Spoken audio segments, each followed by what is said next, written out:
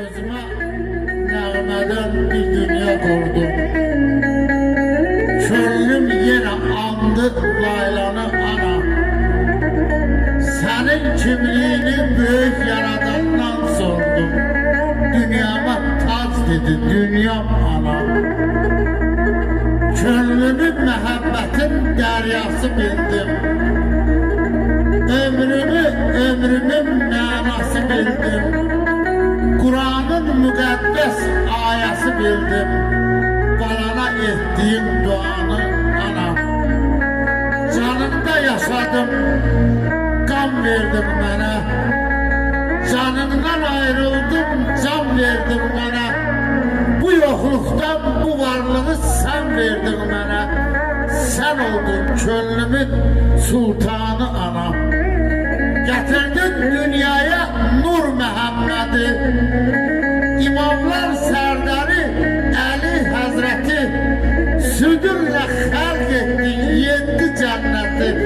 Eşqinlə yarattın cahanı ana. Oxuyub Ayşəm ol, Kur'an'ı hikmət öyrənim. İncili, Zəburu, Tövrət öyrənim. Butaya sevməyi öyrət öyrənim. Vətəni, torpağı, anamı, anam. Vətənimiz, torpağımız, analarımız sağ olsun. Sizler var olun. Sağ olun.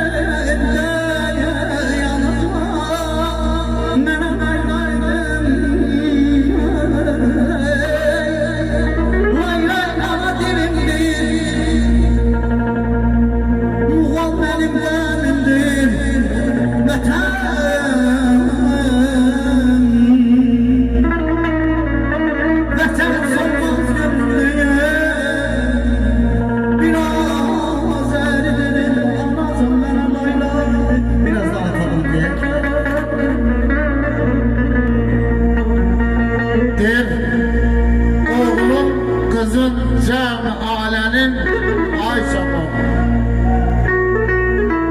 Şerefi, şöhreti atadır ata.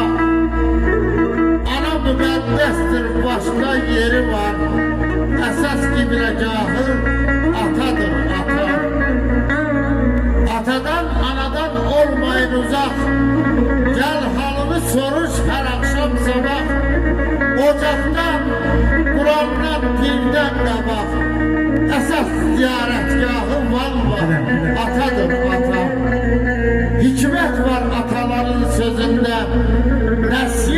var bakışımda, gözünde.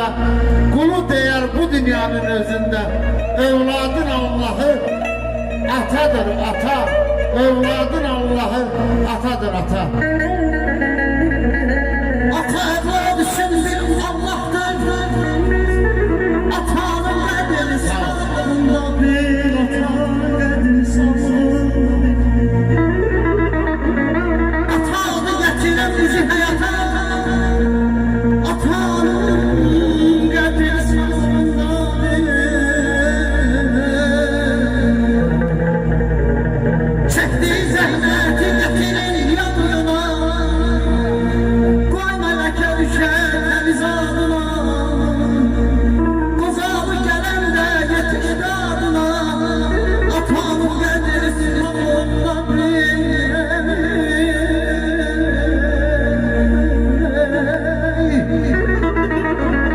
Ağlı evlada tutmaz olan,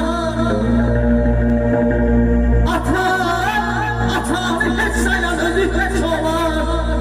Ömür